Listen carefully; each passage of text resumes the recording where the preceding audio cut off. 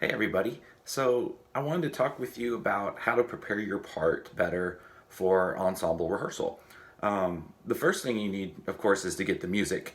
Once you get the music, you need to study through it. Look through and see if there are any musical terms that you may not know. We have a great resource now called the internet, and you can just type in words and, like, for example, does it say con sordino? That means with mute. And you need to write some things down in your part so when you get to rehearsal, you know exactly what that means so the conductor doesn't always need to explain it to you. Brass players, do you need a mute? You need to come prepared to rehearsal and make sure you have all the necessary equipment to help the rehearsal go well. Listen to recordings. Pull up a recording and make sure it's a good quality recording of a major orchestra, and just listen along to your part. See how it fits.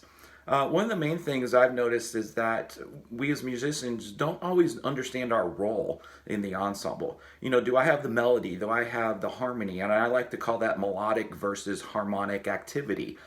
Do I have the most important thing here, or in the hierarchy of things, is my part maybe not as important, and I need to be listening for another section? Then you start practicing. Set a goal for your practice session. It's important when you find excerpts that you know are major for your section that are featured. It's important to get lots of reps on that. So when you come to rehearsal, you've got a grasp on how this goes, not hunting around for notes in front of everybody.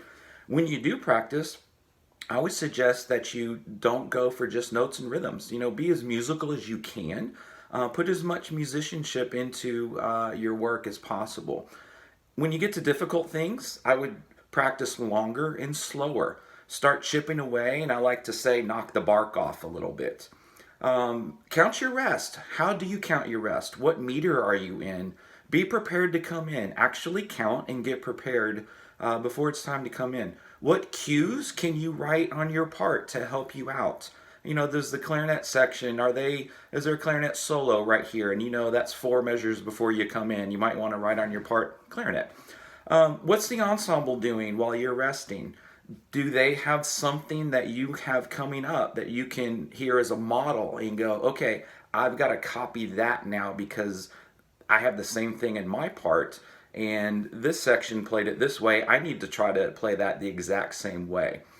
And then I would listen to recordings again and find another interpretation for the work. You know, maybe you listen to the San Francisco Symphony Orchestra and you hear them playing Hindemith and Symphonic Metamorphosis. And then you listen to Berlin Philharmonic, which, by the way, they have a lot of free concerts going on now for their digital concert hall. I would encourage you to pursue that right now. And then put some headphones on and start playing along. That's really a fun way to play along with the music. And the more work you put in on your own, the more rewarding the full ensemble rehearsals will be for you. So I hope these tips help you, and happy practicing.